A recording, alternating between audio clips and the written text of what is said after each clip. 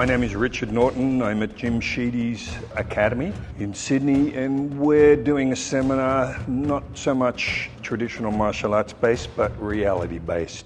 In my career, I had over 20 years as a personal bodyguard for rock and roll bands, Rolling Stones, ABBA, Stevie Nicks and all these, so my skill set I needed to be able to do that job effectively, and working on doors when I was in my late teens is kind of what I'm trying to bring to the floor today. So it's more taking the skills of your dojo martial arts and giving you a bit of a game plan for the real world. My martial arts history, I started judo when I was 11 years of age, and did a few years of judo. I always say I was very skinny and very small as an 11-year-old. Used to be like cannon fodder for the older teenagers in this particular club that was in a suburb of Melbourne called Nunawading. There was a police sergeant that ran the club. I had two high school friends that trained with me, and one of them told us one day that there's a martial arts school opening up near to where I lived. And it was a demonstration by a gentleman named Tino Seberano, who's often referred to as the father of Australian karate, teaching a style called Goju. He did a demo. I just said, oh my God, this is what I want to do, because it was more standoff involving speed and not so much strength, which I didn't have at that stage. So that started my karate career. Bob Jones is a partner of mine. You know, went with Bob in 1970 to begin our own style called Zendokai. More initiated by Bob, and I was his right-hand man. So that was a lot of eclectic martial arts. We were the first to really take the blinkers off and not just focus on one style, but to bring in boxing, wrestling, or whatever. And it was almost like a precursor to MMA, as people know today. And in 1979, I went over to the States because we had brought Chuck Norris out to Australia in 1978. Chuck said, if you ever get to California, give me a call and we'll do some training. You can imagine a kid from the suburbs of Melbourne. It's like, oh my God. I ended up going to the States as a personal bodyguard for Linda Ronstadt, who in her day was almost like Beyonce, you know, 10 Grammys, etc., etc. I get to LA and the first person I called was Chuck. Ended up training with Chuck every morning at his house. That started my movie career. Chuck nicely introduced me to people like Benny Urquidez, Benny the Jet, as we well know, and Tadashi Yamashita, Fumo Tamura, Bill Wallace, Joe Louis. There's a whole slew of incredible martial artists based in the States and particularly in California. In the late 80s, I was introduced to Brazilian Jiu-Jitsu. Started training with Rickson Gracie at Horion Gracie's house.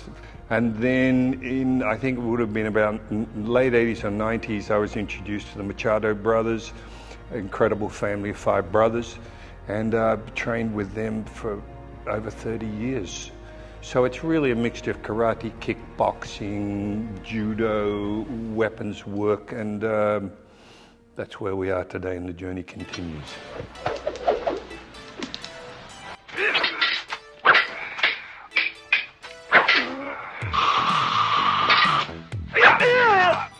It was training with Chuck. He was in pre-production for a film called The Octagon. Because he'd been to Australia and saw me demonstrate Okinawan weapons like sai and bow and stuff like that, he asked me if I would play his main nemesis in the movie The Octagon. I said absolutely, and that started a film career. Joe Louis, Richard Norton, Benny the Jet Urquidez, Sonny Barnes, Master Bong Suhan in Force 5. Chuck had a partner called Pat Johnson. Pat worked on the original Karate Kid. He was like a fight coordinator. I trained with Pat, incredible martial artist. He was the one that got me an audition with Fred Weintraub, who was the producer of Force 5, and Bob Klaus, who was the director. Both served the same roles with Enter the Dragon with Bruce Lee. So I got to audition with about 100 other martial artists, and I still remember going in for it and seeing these amazing people that I knew of, and I remember thinking, oh man, what am I doing here, you know? First of all, I got a funny accent, at least the way they see it over there in America, and I'm up against some of the best. I said, what hope have I got? It got down to the final 10, and I'm still one of those 10. I remember there was a big change in attitude for me where I went, instead of thinking, why me? I started thinking, well, why not me? I've trained just as hard as anybody. you know, I can do this, and I ended up with my first lead role in Force 5 with legendary Joe Louis, Bong Joon-ho, Benny the Jet Urquidez. That was an incredible experience for me, and that's when I started to do my own thing.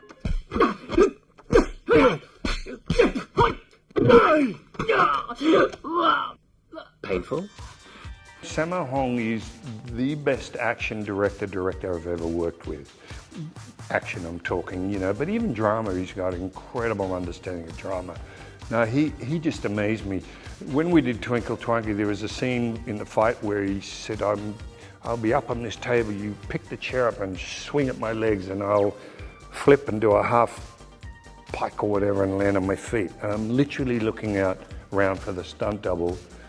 Of course, he did it, and anyone that knows Sammo's quite portly, you know. In fact, Jackie once said about Sammo, and it was a compliment, he says he looks like an elephant but moves like a monkey.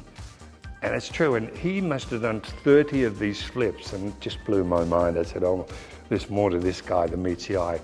Hence we go into the fight choreography and his power and his strength and his ability to do a fight with just about any style in it. If you look, the way he morphed over the years into more of almost a close quarters combat style, which got away from the original Kung Fu style of choreography.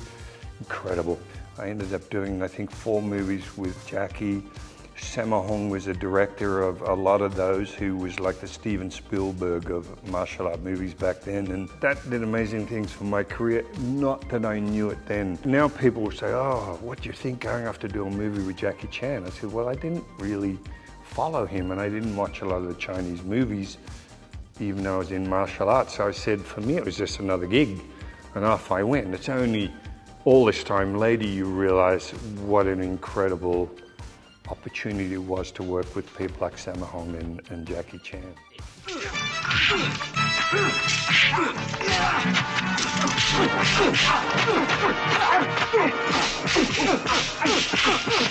So I just happened to automatically, through being on so many action sets, start taking the role of fight coordinator and fight choreographer, which is great, you know, which I love. I'm still acting, by the way, and I still love the idea of being in front of the camera, but you kind of take the work, and it kept me in the industry, and it was involved in my passion, which is martial arts. So, you know, I've been doing that for many, many years, you know, Mad Max Fury Road, Suicide Squad, Dark Phoenix, you know, it's been on and on. We've just now wrapped the latest Mad Max movie, which is mega. There is no better experience than working with George Miller as a director. He's just an artist like no other, the way he paints a canvas.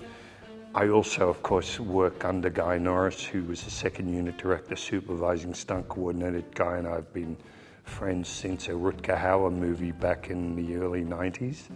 We've worked together, and he kind of brings me on as part of his team. So, great, the journey continues. That has to readdress, to turn the face. A skinny little asthmatic kid from Croydon can end up working with people like Jackie Chan, Chuck Norris, Sammo Hung, etc., then if I can do it, anybody can. It just gets down to how badly do you want it.